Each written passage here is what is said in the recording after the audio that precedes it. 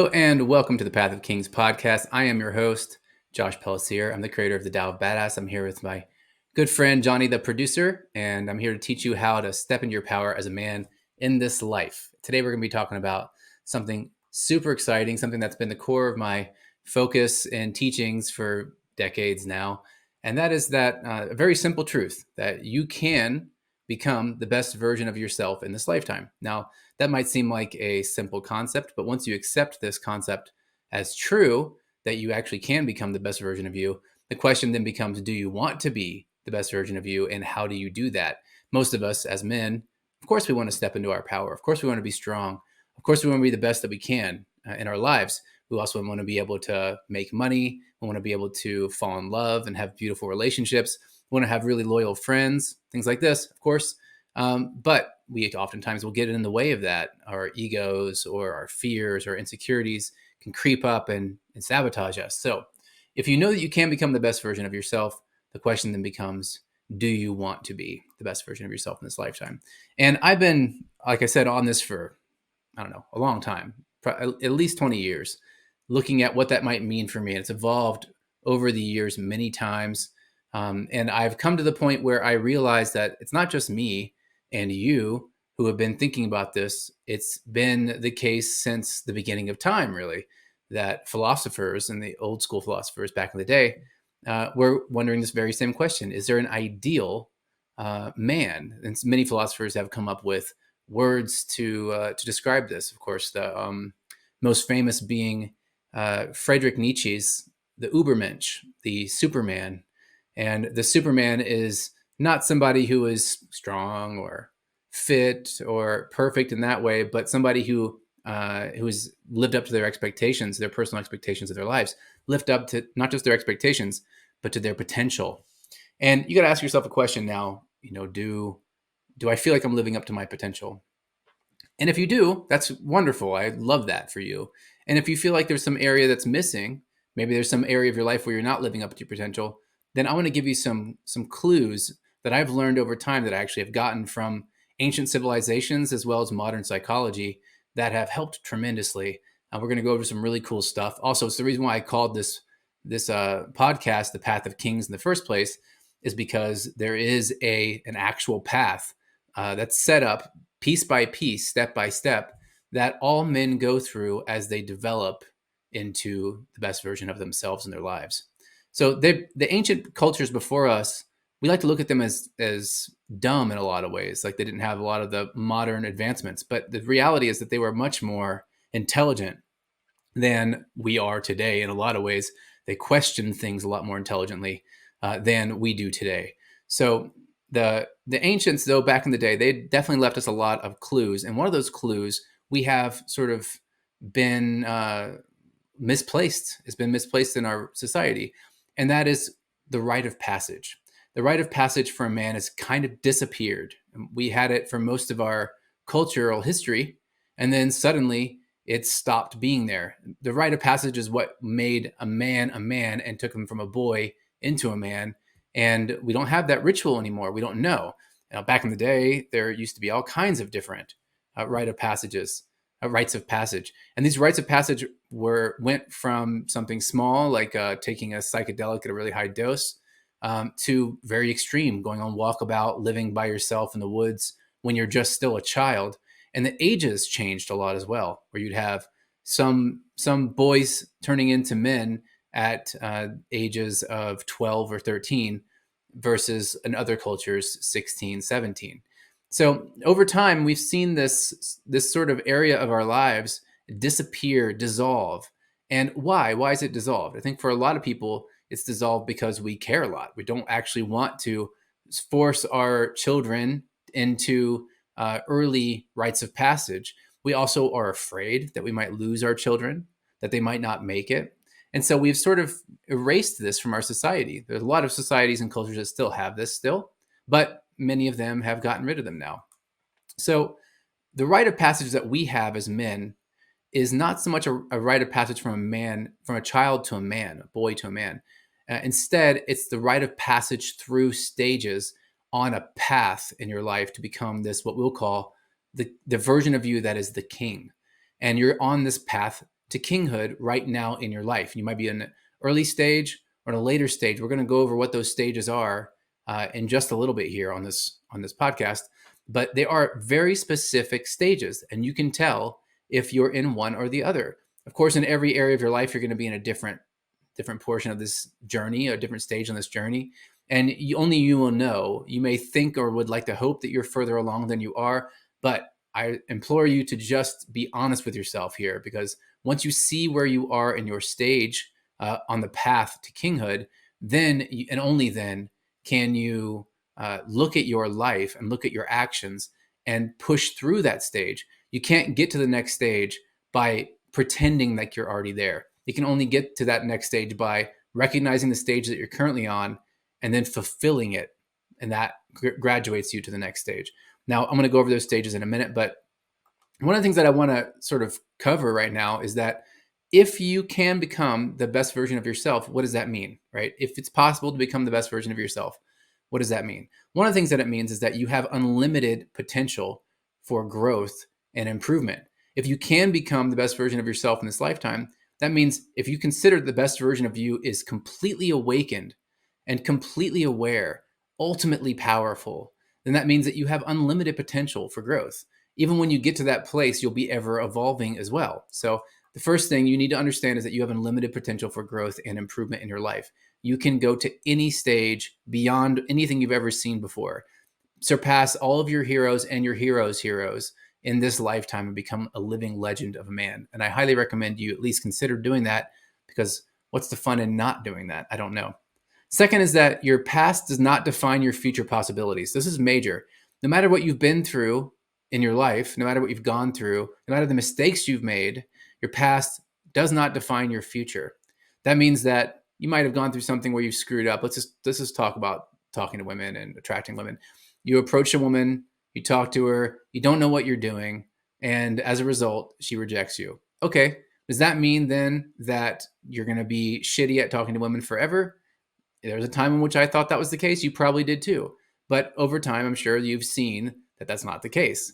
So it's important to remember that ultimately, your pattern or your philosophy in life definitely determines whether or not you go for certain opportunities. And if you recognize that your past doesn't define your future in any kind of way, shape, or form, you can change right now and pivot. Otherwise, it makes you slow down your changing. And of course, if you slow down and you're changing at a very slow pace, then you don't reach your potential in life as a man. And we see men these days that are singular at the top of massive companies and making massive changes in the world. Some of them are altruistic. Some of them are very much less than altruistic. They want us to be clear, fucking die and shut up about it. And these men and women, but we'll talk to the men for now, since this podcast is speaking to the men here, that these men are at that level, whether they're caring or not caring, not because they deserve it, but because they believed it was possible. Or they didn't, more accurately, they didn't believe it was not possible to change and direct their future. And so they went for it. Kind of like a kid who doesn't know it's difficult to do something, and no one's told them that it's difficult to do something, then they do it and it's easy for them. This is the sort of beginner's luck concept. It's not luck at all. It is you not being quieted or pressed down or artificially impaired in your belief in what is possible in the future.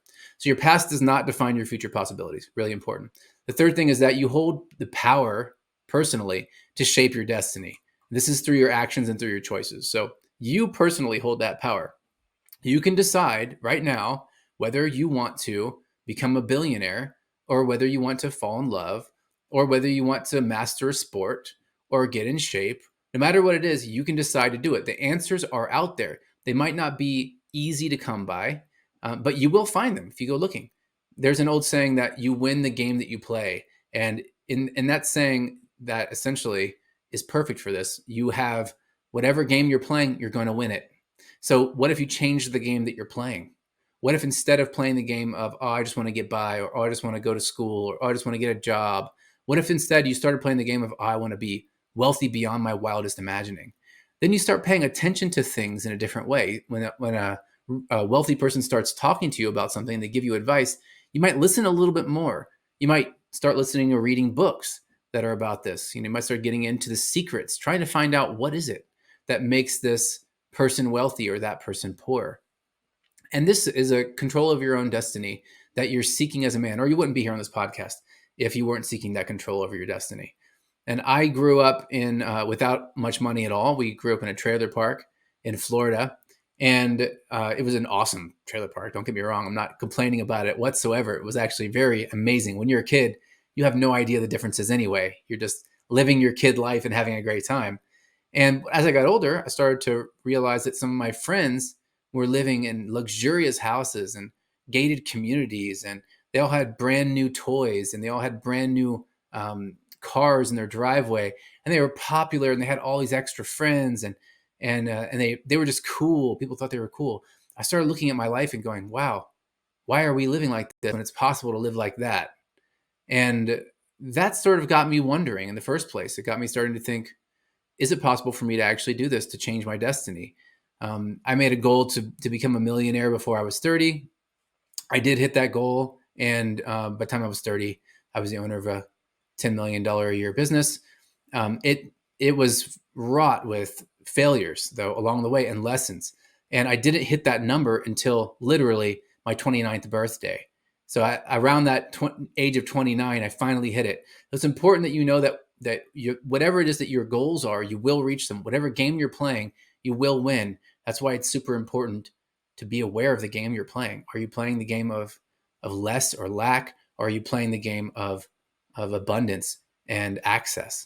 So the next thing, and this is the final thing on this topic, and then I'll move on to the next one, which I'm going to have a great time talking to you about today, the different stages of the path of kings, is that every single day in your life, including today, is a new opportunity for you to evolve into a better version of yourself.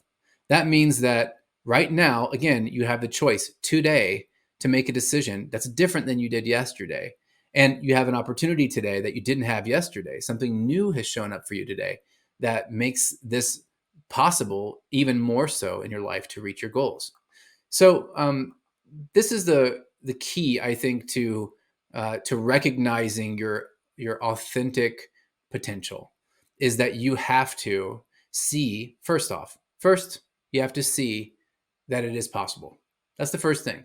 If you don't think it's possible, you'll never reach for it. You've heard 1,000 times the Wayne Gretzky, you miss 100% of the shots you don't take. Wayne Gretzky also said, he's a hockey player, in case you guys don't know who Wayne Gretzky was. He also said that another famous saying of his is that he was being interviewed once, and he said, the interviewer said, how do you get in the right spot? How do you always how do you know that the hockey puck is going to go there? And he goes, and how do you chase it around like that and get to the hockey puck? And he said, I don't actually chase the hockey puck. I instead of skating to the puck, which everyone else does, I skate to where the puck is about to be. And because he's seeing the way it moves and because he understands the sport so well, he was skating to where the puck was going, not skating to where the puck is. By the time you get to where the puck is, you're pucked, as they say, and it's not going to be there anymore. You're going to be in a spot where there is no puck. So this is important, and there's a concept to apply this to your life. You can't just be thinking about what's going on right now in the world, trying to align yourself with it. You have to actually understand where things are going. There's a level of foresight in this, being able to see what's coming and having your finger on the pulse of what's going on in the world. So next, and this is just a few different little points I'm going to cover here around this path that you're on, is that there is a path, of course, that you can walk that will bring you to become this best version of yourself. And that path itself, I'd like to call it the path of kings. That's why we're talking about this in the first place. The path of kings is your destiny. You cannot get off of this path. And this concept, after writing the Tao of Badass, which I loved that book, it was a great book to write, I started thinking about what was next. And in life, I had, millions of followers. I had a lot of success whenever I had written that book. And I started thinking about what was next. It was definitely a different direction. It wasn't just about attracting women, of course, or being confident in that way. And I started thinking about what the ultimate would be. where am I headed in my life? This was over almost 10 years ago. Where am I headed in my life? Where am I going? And how do I go there first before I start talking shit about it, of course, and telling everybody that I know what I'm talking about. So I like to always, I'll never ask someone to climb a mountain I haven't climbed. And that's really important for me. I don't like to give advice for shit that I haven't gone through. There's plenty of people out there that can help you get through something they've gone through. If you're going through something rough, I understand. I've been through a lot of rough stuff myself, but if yours is completely different, I can't give you advice on that. I can help you understand it by asking questions, but I'm really just educating myself. So as I started to get into this world, I started going, what would it look like for me to actually be a king in my life? And there's a book by a guy named Robert Moore. It's called King, Warrior, Magician, Lover. And it goes over these different stages of development as a man. And I love that concept very much. However, I do think that this was not necessarily in the right order. As men, I do see us progressing through these stages in four very distinct spots, right? Four very distinct stages. The first one is the lover. You start out as a lover. You want to be loved. You want to be appreciated. You want to be accepted. You want to be noticed, and you want to be desired. That's your focus. Your focus is just to be the lover. Then you realize that you can't get anything unless you can control your outcomes in your life. And that's when you step into the warrior. Your warrior wants to affect the change around them, wants to become something new. And this warrior will do anything to find out what the truth is. We'll do anything to find out how do I make that shift. And ultimately, this is a accumulation of power.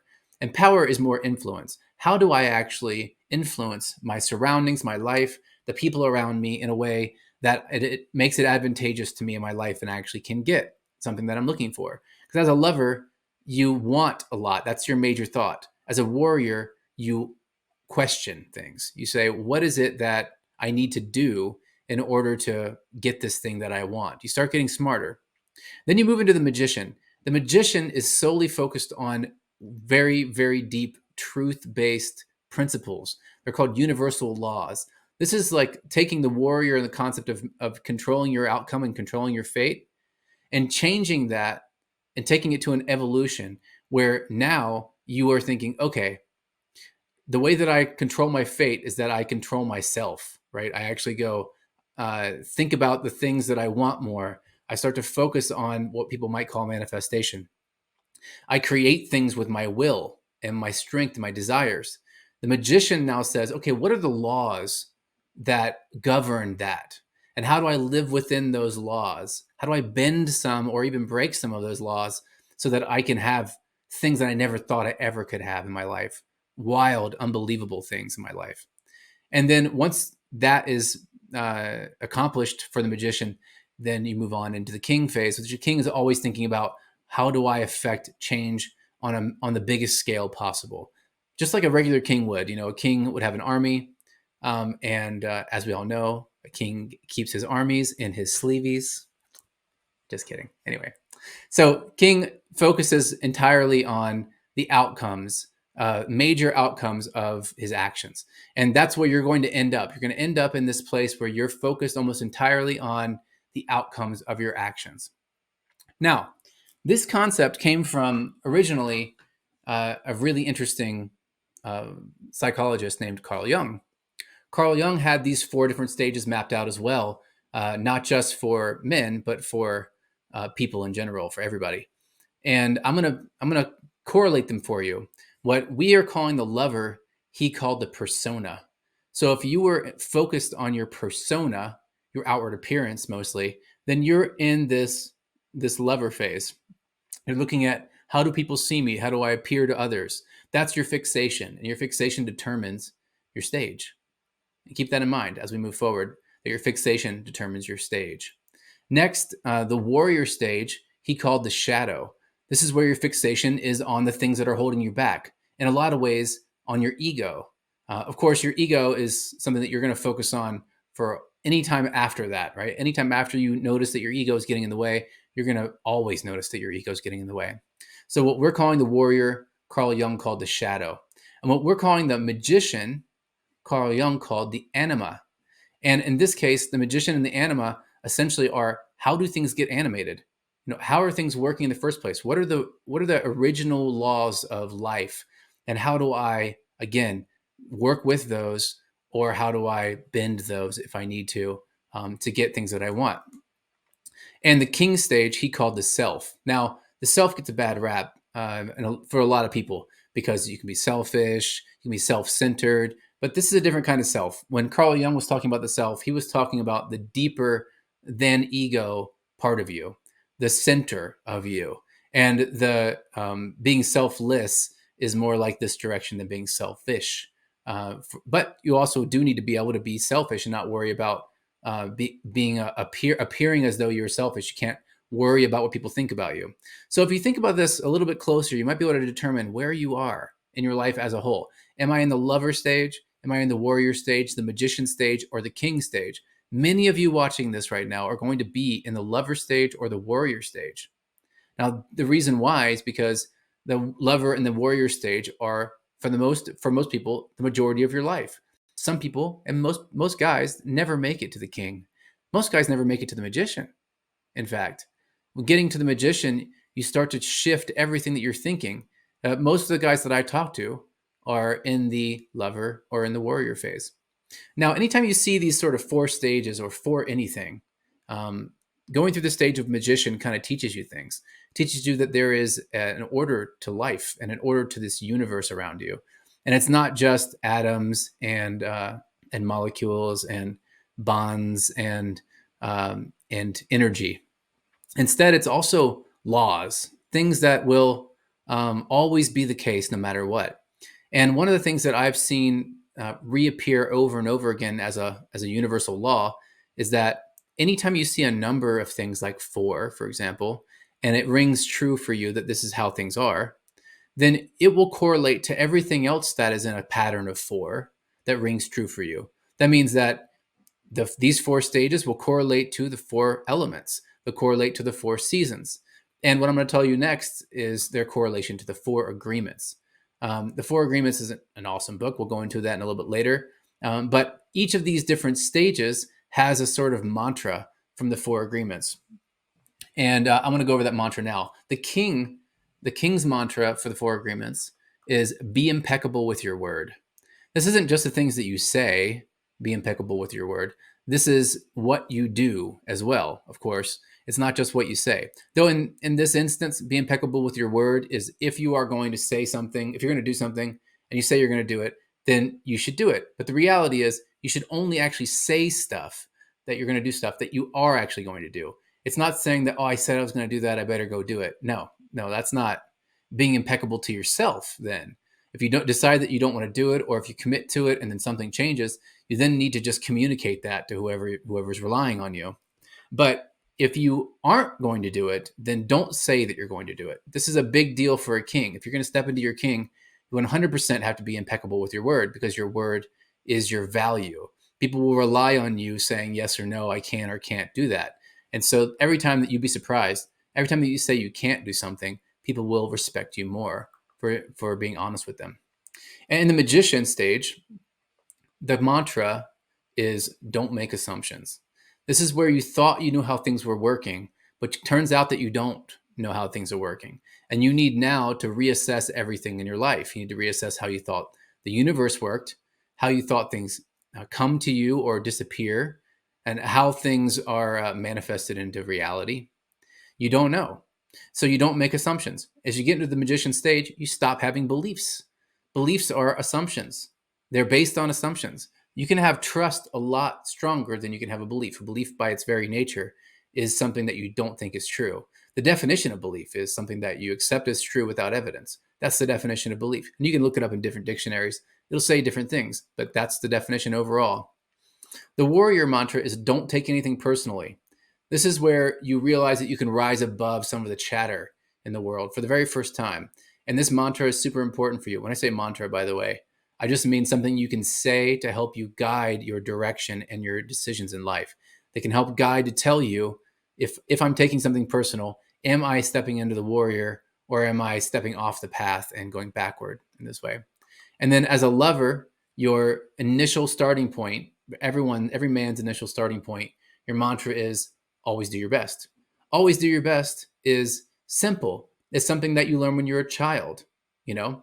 And of course, you want to always do your best, but you don't always often succeed, which is understandable. It's not a problem that that's the case, as long as you're always doing your best for whatever it is. So you can see these different stages. We went backward that time, right? From king down to lover. And as we go down, you start to see, oh yeah, this actually gets a lot more simplified as a concept, a lot less at the center of who I am and at the core of my integrity, and more focused on out there where I make myself feel better, or where I stop taking these personally, or I'm making all these assumptions and I stop making assumptions thinking that I'm the shit and I know everything. And so the ego starts to take a blow piece by piece. It starts to fall apart piece by piece until you get past the magician stage. So um, all of these fours in life are stages. So, like, for example, the lover stage, the warrior stage, magician stage, and the king stage, they're not personas that you take on for yourself to identify with. And that's important, because if you are identifying as one of these stages, then when you move from that stage to the next one, which you're inevitably going to do, you're going to be invited to move through these stages in your life by your world around you, and also by inside of your mind, the sort of deeper parts of you. You'll yearn to go deeper, or you'll yearn to go further. And if you are identified as a lover and you're proud of that, then when it comes time to go deeper, you'll have to die in that part of you, and you'll hold on to it. And that's the hard part, is that you will definitely hold on to whatever you identify with. This is an important piece of information. I think it's just really under explored for a lot of people, because your identifiers, whatever you identify as, becomes something that owns you. This is actually the concept, you may have heard of this before, but in Ayurveda, there's this concept called the doshas. And the dosha there's three types of doshas, right? There's pitta, vata, and kapha. And pitta is like another way of saying that you are identified a lot with the soul, like your soul in your body. And that's what when you say I, you mean the soul inside of your body. And then the vata, it's somebody who identifies a lot more with the mind. That's when you say I, you mean the thinking part of you. So I say, hey, I'm here. I mean the thinking part of me is here. And then the kapha, a kapha person, that dosha identifies a lot more with the physical. So they mean their physical existence and physical experience and physical body. So what we don't know, haven't been taught about the doshas, is that the word dosha means defect. It isn't something you're supposed to identify as. You're not supposed to say, "Oh, I have the defect of being in my soul all the time. Let me celebrate that. Let me just talk to other people who are also in their soul all the time." That's not the idea. And if you look at some of the guides for how to eat or how to act whenever you are a pitta, vata, or kapha, they inevitably tell you to eat foods that are associated with the other types. The whole thing is meant to balance you out. So it's important. Take this concept here and say, okay, these four stages, they aren't me. They're just stages that I, the one walking them, go through. So if I'm the one walking these stages, and if I was born in one stage and I move through the stages, I can't technically be these stages. These stages are just something that I experience. And so don't get attached to them. Don't identify as them. Don't identify with them. Just move through them. And would you say people can also go backwards through the stages? It's really difficult to go backwards through these stages, because if you've completed a stage, it sort of disappears for you, meaning that the lover's fixation on the outside world gets completely crushed, because they realize that their fixation on the outside world is what's causing their problems in the first place. So they start by thinking, okay, I want that thing out there. I want to look this way. I want to feel this way. I want to feel really good. I want to have pleasure. I want to be attractive, that kind of thing. And then they try to go get it, and it doesn't work at all. It backfires, and they get a taste of something that does work. And so in that taste of what it is that they see for the very first time that does work, they're convinced fully that now the old way of doing this is no longer the way of doing it, and they move into the warrior. The warrior phase is now where they're starting to discover all the different ways in which they actually might get what they want. So in order to go back, they'd have to have like head trauma, you know? They'd have to be like, I forgot all that stuff that I learned. Now, some people for sure can forget it, but if you forget it and you go back, then you're not out of that stage yet. That's my argument for it, at least, is that you've been in lover, you've just been taking glimpses at the warrior. And the same for all the stages, right? You can be in every stage and see what's coming down the road. And more often than not, as men, we tend to identify with the thing we see in front of us that we're moving toward, hoping that it keeps us there when we get there, but it doesn't. Instead, it makes it so that where we are now never gets completed. And then we just fake it. We think that we can fake it till we make it, but that is not reality. You cannot fake it till you make it. What you do is you fake it, and then it shows you where you're screwing up because you fail so absolutely spectacularly. And then after that, you get so embarrassed for screwing up so bad that you force yourself to get humble, and then you stop faking it.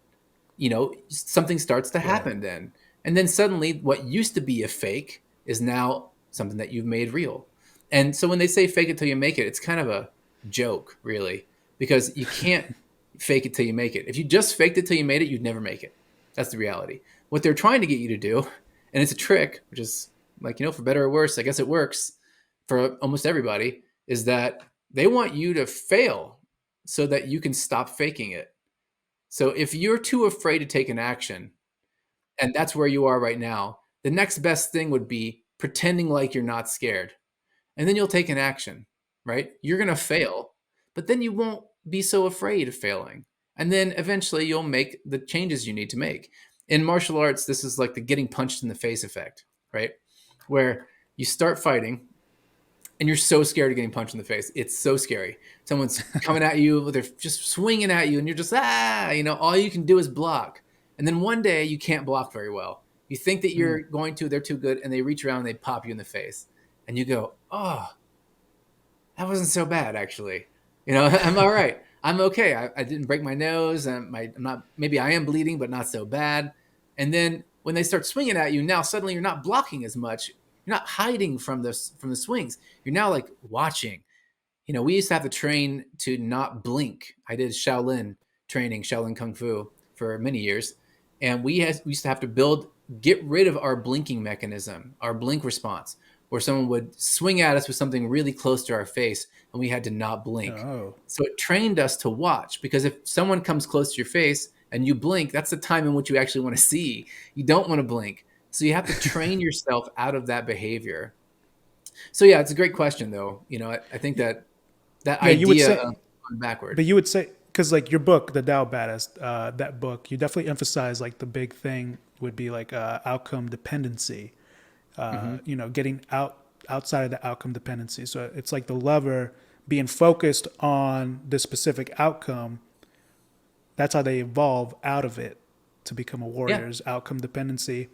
I would also Hmm. say one of the greatest things that the Tao Badass did for me was help me become like a better communicator Hmm. socially and with everything. So I would say that that's like one of the things that you can gain from that phase and from reading that book. So would you say one of the attributes that defines a warrior is being like a master communicator? I'd say that once a warrior determines that communication is part of what they need in order to get what they want, there's nothing to stop them from mastering communication. And it's not just communication is not just talking to somebody either, of course. It's Right. reading them, right? That's a major part of this. That's why I taught so much body language and studied so much body language, because I needed to be able to read people. Because when they said stuff, sometimes they would not, I didn't understand, and I thought I did, or sometimes they were lying. And I had to determine Mm-hmm. whether or not they were lying. So studying Mm-hmm. deception cues, studying micro expressions, eye accessing cues, like different parts, you look in different directions when you access different parts of your brain. Studying movements of body clusters. When I move this and tilt my head this way and then move my foot this way, it means one thing. But if I do this while I'm doing it, it means another thing. So all of these things come together to make a new language. And it's at the beginning, it seems overwhelming. But if you're going to talk to anybody at all, and 60% of their communication they're giving you, it's body language and tonality or more. And and you don't even 40% know. were less words. You better figure it out. I mean, otherwise you're going to be a terrible communicator.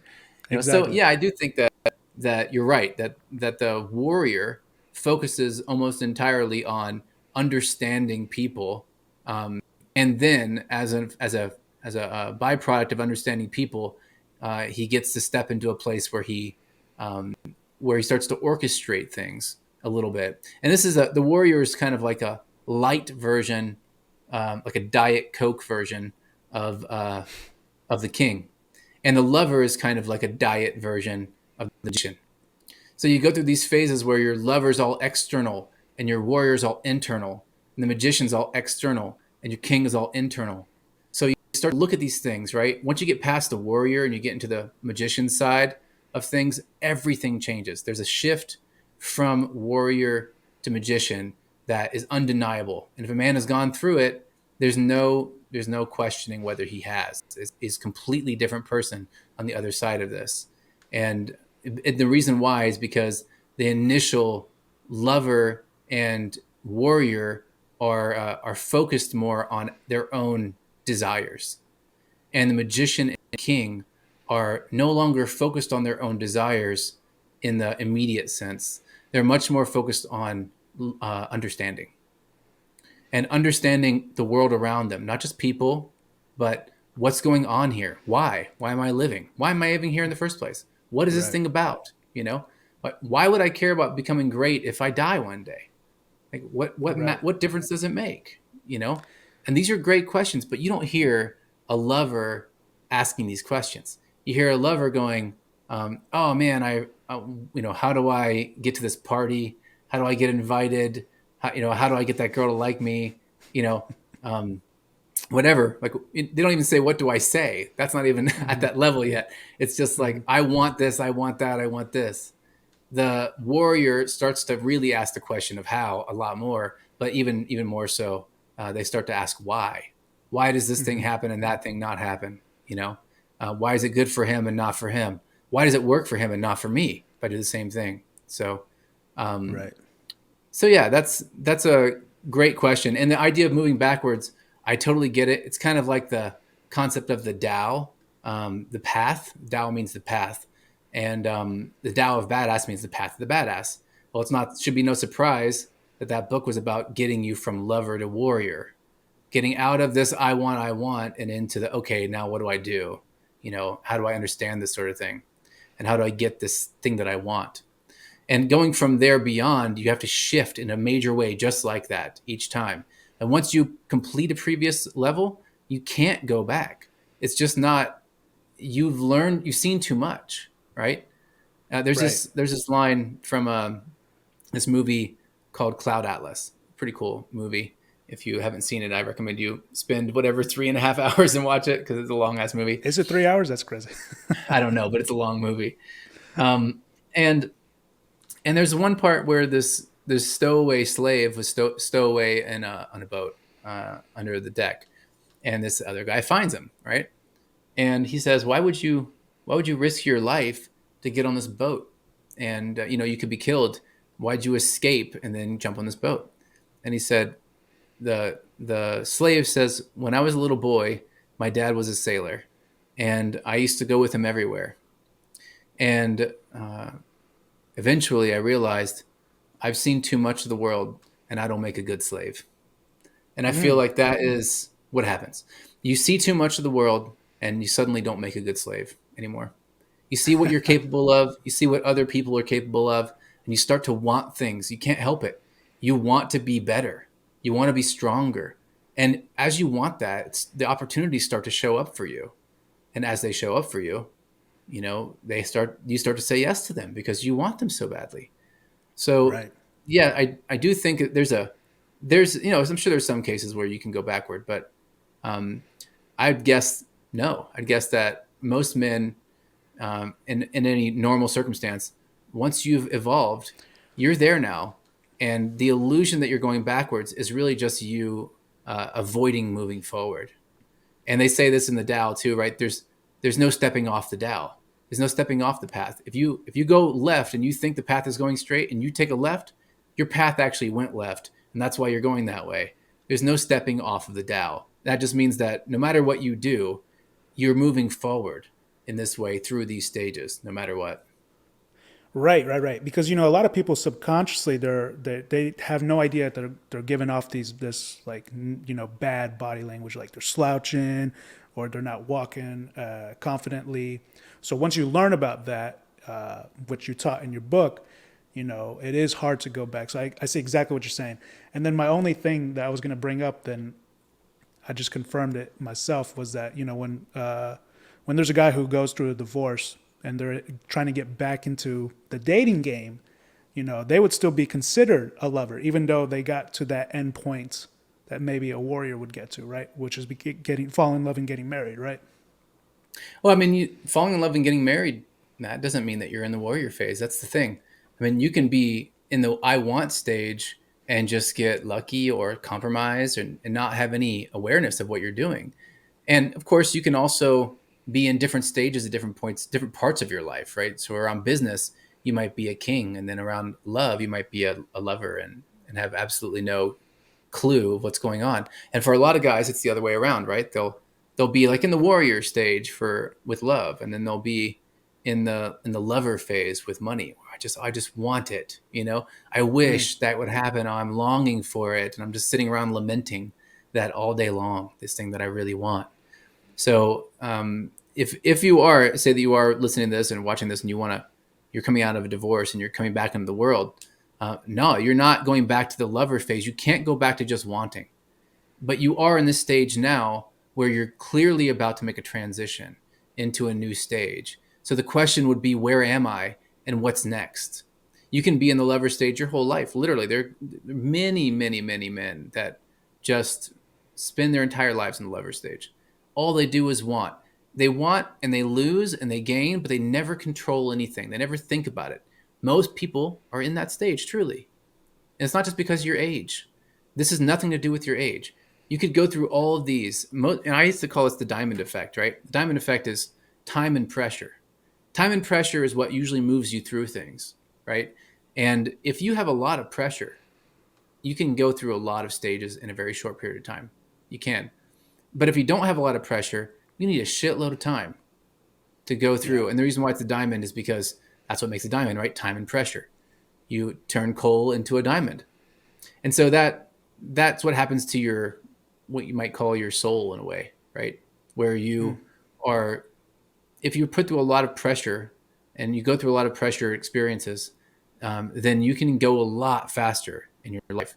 I think about it like this a lot: that you have only so many days to live, right? In this life, you're gonna die at some point. That's something that you really want to remember every single day. The samurai used to think about this literally every day. They die every day.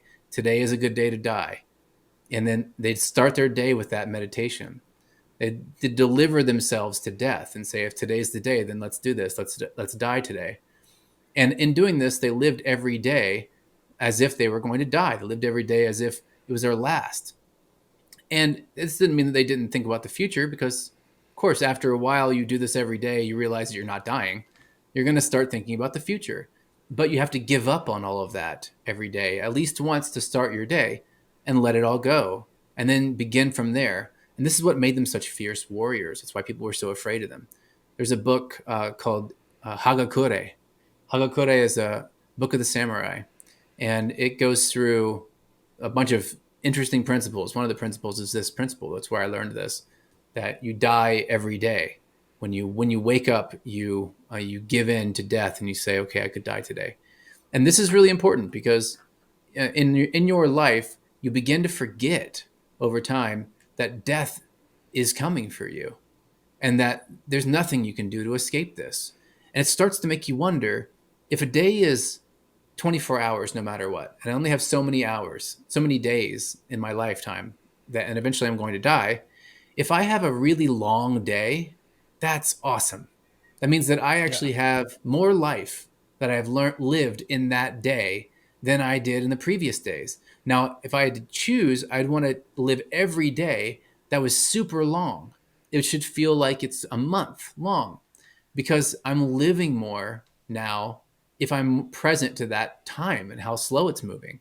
And a lot of people, they don't think like this anymore. They think, oh, I want my day to go by fast because I'm working and blah, blah, blah. But Mm-hmm. like at the end of your life, you won't go, oh, I'm so glad my days went by fast. That's great. You'll go, oh no, I didn't live. I didn't slow down my time and experience and appreciate that.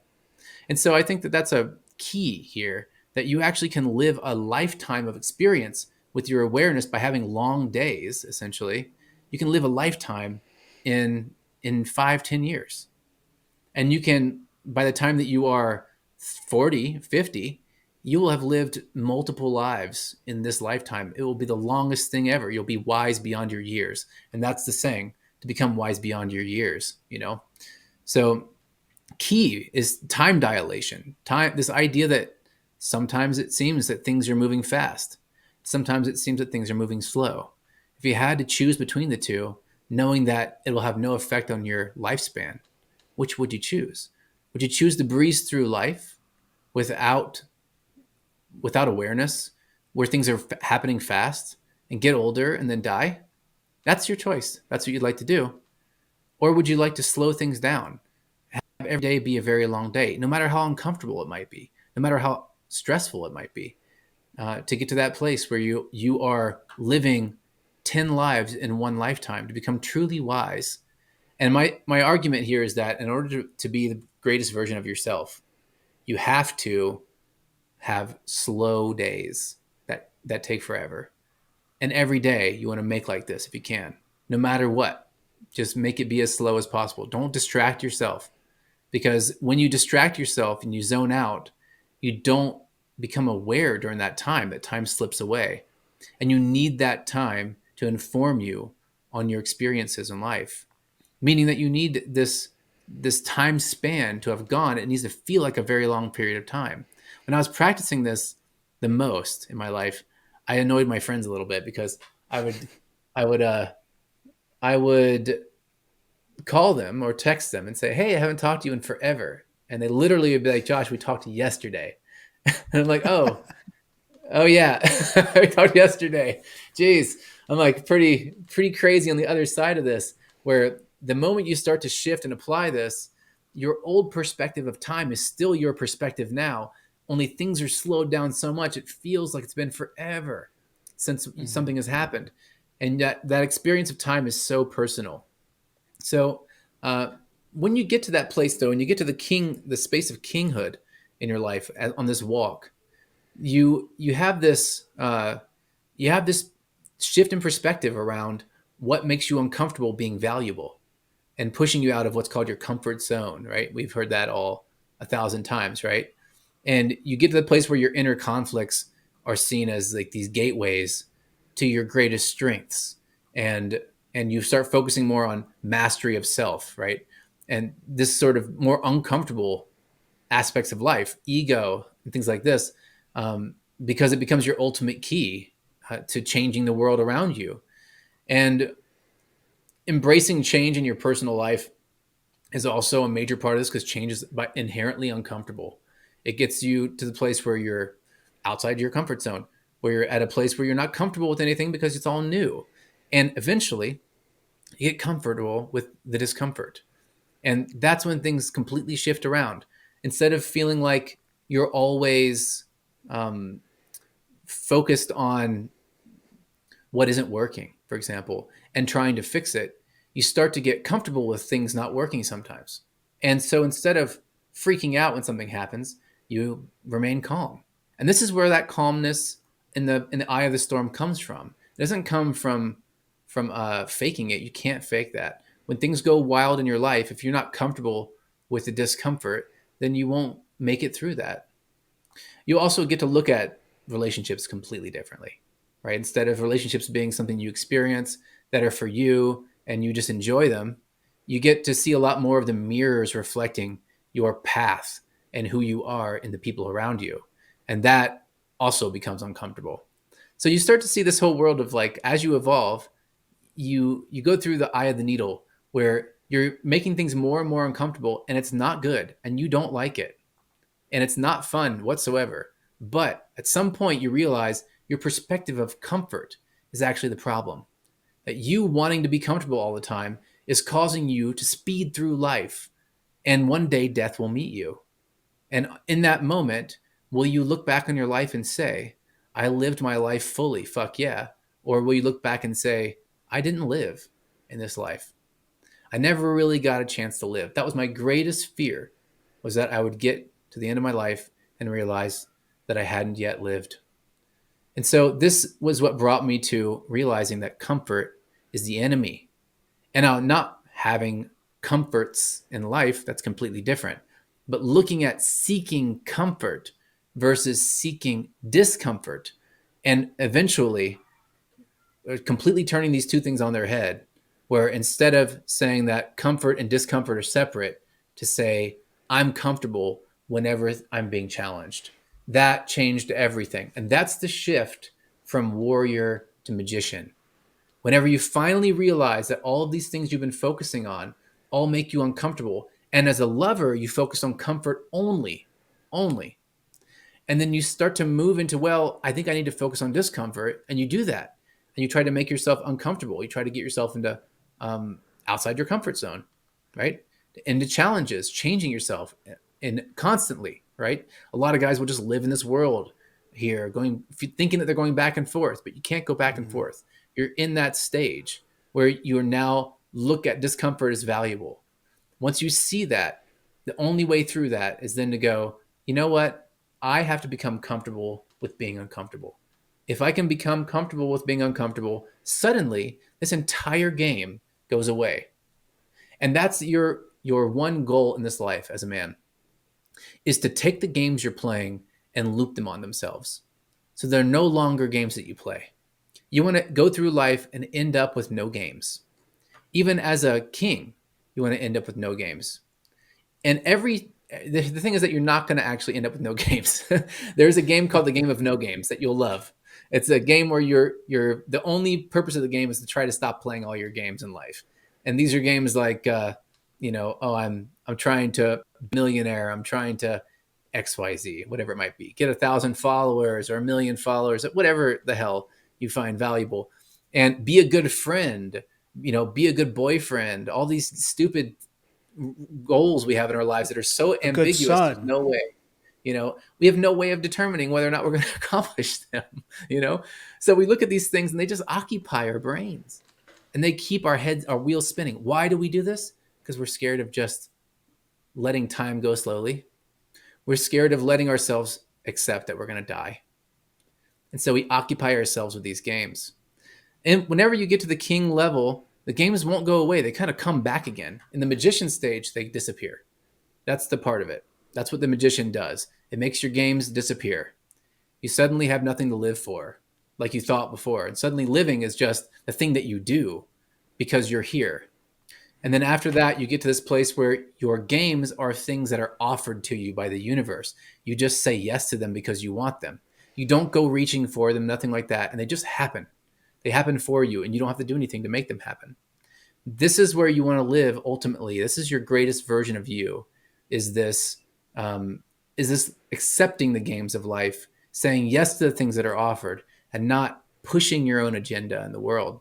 What you'll find out eventually is that your own agenda in a deep way meets the universe's agenda, and you have the same one. And that's why the king is able to do great things, not because they impress their will upon the world around them, but rather that they attune their will to the will of the universe. And suddenly it literally is the same. And the universe does this, not you. And I say the universe, you could say God, you could say whatever you want. I mean, spirit, I don't care what word you use, but you know what I mean. There's some force moving, whether you look at it like it's physics and quantum and whatever, there's some force behind all of this thing around us, behind the experience of life. That thing appears to be interacting with you on a daily basis all the time.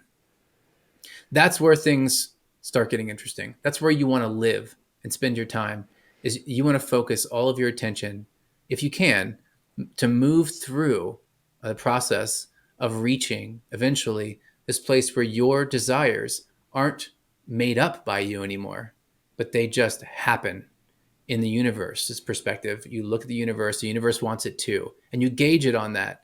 If you want something the universe doesn't want, you start to notice that that is either ego or that you're meant to change something majorly. And there's a big, big difference between those two things inside of yourself as a man. So um, that's the major concept for today. I want you to think about whether you want to be the best version of yourself. We've been going through some funny changes here in the podcast. We had our first video banned on TikTok. It's kind of a telling that TikTok banned this video because the video was about me revealing that TikTok controls the narrative. And then when I said that and what we were talking about, of course, they banned that video. And the crazy thing is that it was the video of the Lahaina fires here in Maui. And Johnny, you found this video, which is from the Associated Press. It's not like some obscure video, and it Yes. was of power lines that were down that were Hawaiian Electric power lines that were down, and they were still on, actively on. Now, I've lived here for years in Maui, and I was here that night when that happened. And the power lines, I've seen them go down 100 times since I lived here. They always turn off. But that day, they completely turned back on. And you can see here the whole conversation turned into uh, direct energy weapons and space lasers causing the fires of Lahaina. But I am a big Occam's razor fan.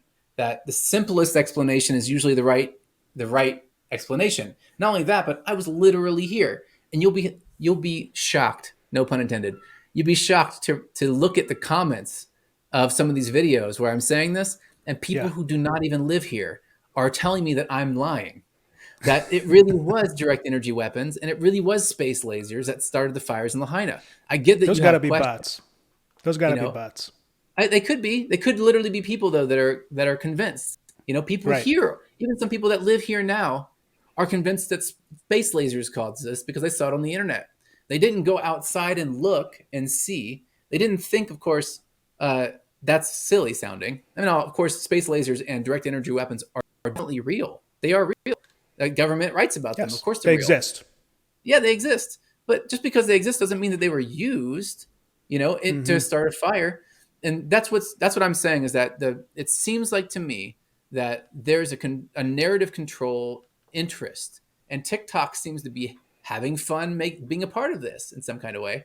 And that's what they did. They took that video down because I was talking about that specific thing. I was saying, hey, it looks like different platforms like TikTok were controlling the narrative of the Lahaina fires. Now, why?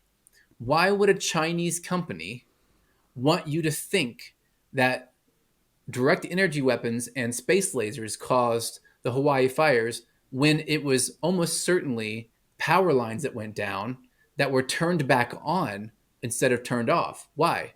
Well, to me, it implicates something crazy. Now, this definitely sounds crazy and will sound crazy until it's not crazy anymore, just like freaking everything.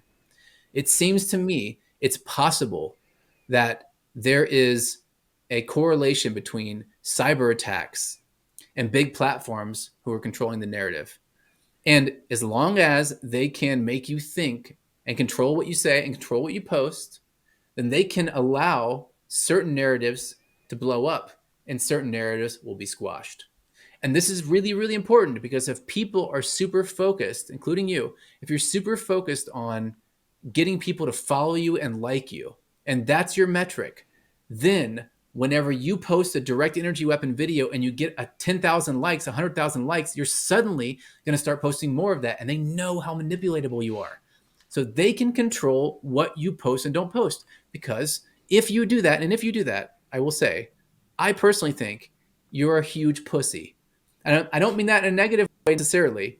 I just think you should accept it, that that's who you are. That in your life, you will bend completely to the will of acceptance. I Mm. think you need to look at that. Just in general, you need to look at that. Do you bend your will to be accepted? Do you change what you think and believe to be accepted by others? Mm. Now, we're not all driven by acceptance. Some of us are driven more by the need for control. Some of us are driven by the need for achievement, right? And of course, we're driven by the negatives of that as well. We're fear of helplessness, for failure, we're fear of failure, or fear of not being liked by anybody. overall, the majority of people that are on social media that have these big accounts, they're driven by people liking them. They want that feedback, and it can be intoxicating. Don't get me wrong, but it's the Absolutely. reason why I got rid of most of my social media, my personal social media. You know, I will say there is a possibility that because this video went pretty viral on Instagram, it's still being allowed on Instagram. It's got like over 5,000 views on Instagram. I will say there's a possibility that those same people that were making those you're lying comments on Instagram could have been the same people that they could have mass reported this video because on TikTok they got the flat Earth. Like I went up and looked at flat Earth. I looked up the blue umbrellas. You can find those. You could still find those. Go on TikTok and look it up. Look up space lasers. Look up DW. Look up blue umbrella. You'll still find those videos. And this is Josh debunking that. He's just saying, hey, it's more. We have video. We had the AP provided video from the AP news outlet, and I went to Facebook and I went and found the video from the Facebook profile of the person who lives in Lahaina who was recording that, and it shows that the energy lines were hitting the grass and starting the fire, and so. yeah. I mean, but like I was saying, there's a possibility that this was like a mass. It could be. It could be okay. So it could be. The question then You're becomes pointing. why. You're pointing the finger at Hawaiian Electric, right? Yeah. In a little bit of a way, right? It could be that they got money, and there's public information here about who is the majority shareholder owner of that. If you want to look into that, look into that. They could have employed people to go I into. can't say who it is, but I can say it rhymes with flat flock and man guard. Those are the two. I'm not going to tell you who they are, but it rhymes with flat flock and man guard. Those are the two companies that own Hawaiian Electric, and they happen to be the companies that own almost everything. They own the majority of all these businesses in the whole world, especially the ones that are going woke as hell and that are dying in the water, really, and failing, majorly and failing. and they're buying up the land in Ukraine as well. That all those poor Ukrainians are getting displaced and murdered over there. They're buying up all that land over there too. I think that there's something major happening right now. It's going to take many years to come out, and that as long as we are just sitting around eating up all of their bullshit that they're feeding us, we're never going to coalesce into an actual power to keep anybody accountable. We'll be too scattered, and that's what they want. The addiction to making a living on social media, that addiction has become the biggest cancer in our society. If we made it so that if you want to make money on social media, and this is on social media, we're finding a reach here, and that's great. I think that's great if you do it, but say what you say and deal with the consequences. Don't instead go, I can't say that because no one cares on this platform. I'll say this thing instead, and I'll just be a reporter where all I'm doing is reporting the news. I'm not saying my opinions. Well, come on. Like, you obviously report the things that you agree with, that you agree are happening in your reality. That this is the big thing for us right now as a society, in my opinion. We have the chance right now to start to look at this and see the addiction and see how addictions are now actually life-threatening. Not just life-threatening, but freedom-threatening, which I think are worse. That's worse than life-threatening. If you can take your freedoms away, and if you can give your freedoms away because you give your attention away, then you have no power. And as a man, it's your job to protect your power. You have to. And you have to be able to build your power over time so that you can have an influence in the world around you. And this is how you give your gifts to the world. It's also, if you are a terrible person, how you hurt everybody in the world and destroy their lives. And it won't work if only the shitty people are the ones amassing power. That will not work. It'll be a horrible, it'll just be the worst society in the world. It'll suck, And so I want you to consider that if you have a heart and you actually do care, that it's your duty to build power, to amass power in your life as a man, and then use that shit for what you believe in and what you feel is good. This is your step to becoming a king in life is directly tied to this. And you won't care until you get past the magician stage. You just won't care. I can tell you this all day till I'm blue in the face. It won't matter. But if I was blue in the face, at least I wouldn't be able to be attacked by space lasers. Because I can't hit blue things. The Oh yeah, Smurfs will because be you'd the be only blue. thing left. Just Smurfs in the life here, and that's it. And we're all gonna die from space lasers. No, so I think it's a much greater danger. The idea that a video can be taken down for talking about something like, hey, this might be Hawaiian Electric, which almost certainly it was a hack into Hawaiian Electric, almost certainly here, and it was a bunch of other stuff too that was coordinated. Okay, that's just my opinion, right? You can think whatever you want to think, and if I post that and it really is what happened and it's controlled, the narrative's controlled, that's the real problem, you know? In my opinion, that's the real issue. Now we get like in the future, we get some freedom of speech is going to win. I mean, Twitter is trying to not do this, but you still get that stupid, people gaming the system of community notes in Twitter. Hmm. And that's the reality, right? Like no matter what it is, if you get rid of bots, then people will pay. I've seen these farms Yeah. that are one person sitting in front of I don't know how many thousand cell phones all on rack Hmm. like this, all playing games on automation or all on different social media networks, all commenting on these things with Bluetooth keyboards all together at Right. once. And this is the reality. If you don't think that's happening, you got your head so far up your ass. I don't know what to say. I mean, I don't know. Maybe eat better so that at least the environment up your ass is more enjoyable. you know, I don't know what to say to you. This is the reality. Now, of course, we're in a world where it's hard to tell what's real and what's not. I totally get that. Right. It's getting And worse.